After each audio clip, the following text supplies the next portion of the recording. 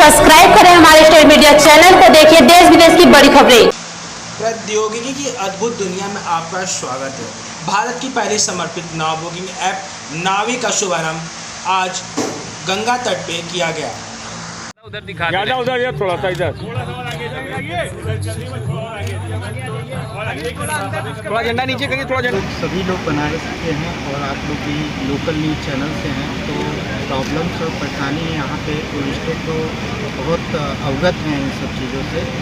और ये नावी मीडिया जो कंपनी आई है यहाँ पर, मैं सबसे पहले इन लोगों को बधाई देता हूँ। ये कभी 3-4 साल पहले ही हो जाना चाहिए था, लेकिन इन लोगों के इस इनिशिएटिव से, ये मुंबई की टीम है, बेस कंपनी मुंबई है और यहाँ आरपीपी जी देख रहे हैं। बाकी चीज़ें राकेश जी ने ऑलरेडी आपको एक्सप्लेन। सर, सबसे बड़ी मुद्दा ये होती है कि गर्मियों के समय में अधिकतर नावों पे बड़ी से बड़ी दुर्घटना घट जाती है, जिसमें 4-5-10 की जानें चली जाती है। हाल ही में घटना हुई। हाँ, कि इसके लिए आप लोग जो इनको इतना प्रोटेक्ट कर रहे हैं, तो ये क्या सुविधा है उसके? अभी उन लोगों की मीटिंग्स हम एडमिनिस्ट्रेटिव ग्रुप में भी आगे लेके जा रहे हैं। यूपी टूरिज्म से भी इनकी मीटिंग कंडक्ट कराएंगे। और जो लॉ एंड ऑर्डर है, जो सिक्योरिटी है, आज सबसे बड़ा हैप्पी थिंग्स ये है नावी टीम के आने के वजह से जो एप्स लॉन्च करेंगे, इसमें total security is the first priority. अभी आप पीछे मुड़ के एक वीडियो क्लिप लेंगे, कितने सुंदर लोगो नावी प्लस एक सिमिलैरिटी आ रही है। जो गंगा पे एक साथ जब अभी परेड होगा 40 नावों का, तो आप वो उसको फील करेंगे कि गंगा कितनी और सुंदर हो रही हैं। और जो बोट्समैन जो बैठे रहते थे, जिनको काम नहीं मिलता था, वो आज ऑनलाइन हो करके अपने को जॉब एम्प्लॉयमेंट काफ़ी ओरिजिन होगा। अदरवाइज़ पहले क्या होता था कि बोट्समैन खाली पड़े हुए हैं, लेकिन वो अगला बोट्समैन उसको ओवरलोड करके चलता था।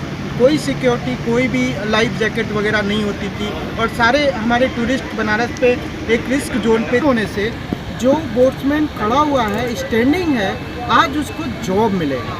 और एक सबसे बड़ी चीज़ की जो टूरिज़्म में यहाँ बोट घाटों पे चीटिंग होती थी, 4,000-5,000 चार्जेज होते थे, मनमानी होती थी, आज वो एक ऑप्शंस मिलेगा टूरिस्ट को, एक कॉन्फिडेंस लेवल होगा। और ये लोग भी रेट को, मुझे लगता है यूपी टूरिज़्म हमारे एडीएम टूरिज़्म प्रोटोकॉल वाराणसी के साथ मिल करके रेट फिक्स करेंगे। टूरिज़्म के साथ भी फ्रेटर्निटी के साथ मिलेंगे, वहाँ भी इनकी एडवाइस को लेंगे। इस तरह से एक सामंजस्य बैठाते हुए गंगा पे जो चापू बोट्स चलेंगे, उसकी एक अलग गरिमा होगी। बनारस का एक अलग चेंजिंग है, ऐप्स के माध्यम से हम चेंज कर रहे हैं जो है। और मैं यहीं का पला बढ़ा हुआ हूँ, अपना एजुकेशन भी यहीं से किया और पिछले 20 साल से मैं बनारस से बाहर हूँ। और मैं आईटी और इसके बाद information technology and international marketing के साथ कर रहा हूँ। करीब 6-7 महीने पहले मैं बनारस आया और इसके पहले भी मैं सोचता था कि मैं बनारस के लिए कुछ करूँ। तो मैं यहाँ पर आके देखा तो बोटिंग का जो पैटर्न था, जो सबसे बड़ी बात है कि जो बोट चल रही है, कैसे चल रही है, क्या हो रहा है, तो उसको, क्योंकि हमारा जो बनारस है वो मेन फोकस है टूरिस्ट के ऊपर। और यहाँ का आई थिंक 80% जो रेवेन्यू आता है वो टूरिस्ट से। तो क्यों ना हम इसको एक फेयर आइडिया पे तब्दील करें कि कैसे फेयर बोटिंग है। क्योंकि एक टूरिस्ट आता है तो वो क्या सोचता है कि घाट पे जाएगा, बोट कैसे करेगा, क्या करेगा, उसके मन में बहुत सारे क्वेश्चंस होते हैं।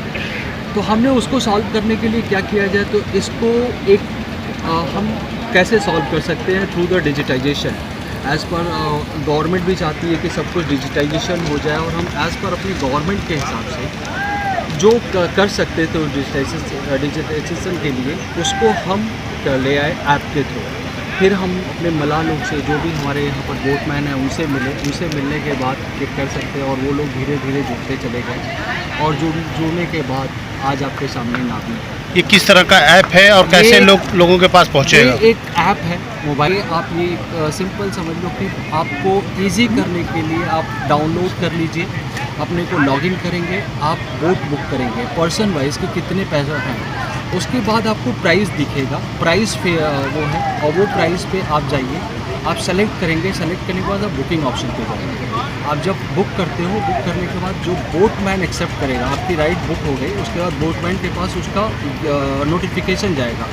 Boatman they accept the notification, after that consumer get the confirmation. Consumer को जो कंफर्मेशन आएगी, उस कंज्यूमर के कंफर्मेशन के बाद आपको सारी चीज़ें कंज्यूमर के बाद उसका टाइमिंग और ये डिसाइड हो जाएगा कि कितने बजे कहाँ पर मिलना है। वो हमारा जो भी बोर्डिंग पॉइंट है फिक्स है।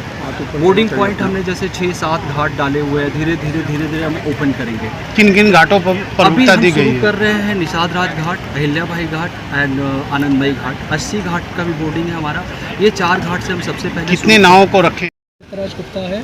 मेरी प्राइमरी स्कूलिंग वगैरह यहीं बनारस से ही हुई है और फिर मैंने बीटेक किया हुआ है computer science engineering. I am a software engineer currently. So as हमारी एक बात हो रही थी राकेश नर से कि कैसे इस चीज़ को हम बना सकते हैं, क्योंकि हम खुद बनारस से हैं तो कई चीज़ें हमने बदलते हुए देखी है अपने बचपन से अभी तक में, कि जिस हिसाब से हमें पहले कैसे नाव मिलती थी, अब हम जब 80 जाते हैं या फिर कहीं भी जाते हैं तो हमें किस तरीके का मतलब जो एक एनवायरनमेंट चेंज होता हमें दिख रहा था।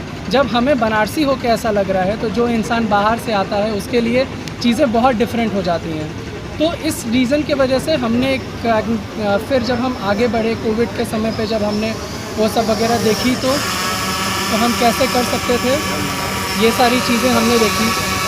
अब कोविड के बाद जब हमने सिचुएशन देखना शुरू किया तो सिचुएशन काफ़ी ख़राब हो चुकी थी। उस टाइम पे ही हमें ये चीज़ आइडिया हमारे दिमाग में डेवलप होना शुरू हुआ कि क्यों ना इनको जो इनका लिमिटेड क्राउड है, इनका कस्टमर, जैसे ये जहाँ नाव पे बैठते हैं इनको वहीं के ही कस्टमर जो ट्रांजिशनिंग क्राउड है आती जाती रहती है वही इनके कस्टमर है, क्यों इनका कस्टमर बेस ही बढ़ा दिया जाए कि इनको हम ऑनलाइन लाके इतने बड़े क्राउड को दे दें कि कोई भी इनसे कांटेक्ट करना चाहे तो एक मीडियम, एक चैनल के ज़रिए, तो नावी वो एक चैनल है जो हम इनको प्रोवाइड करते हैं।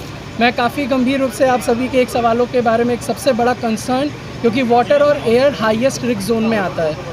वाटर और एयर हम इंश्योरेंस के पर्सपेक्टिव से देखें या सेफ्टी के पर्सपेक्टिव से देखें तो सबसे हाई रिस्क कैटेगरी है।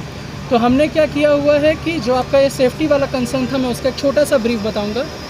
जैसे ही आप सीट अपनी बढ़ाते जाएंगे, जो बोट एलिजिबल नहीं है उतने लोगों को ले जाने के लिए वो ऐप से अपने आप हटती जाएगी, यानी वही बोट के वाले के पास आपकी रिक्वेस्ट जाएगी जो आपने जितने पैसेंजरों के लिए रिक्वेस्ट की है उससे ज़्यादा है।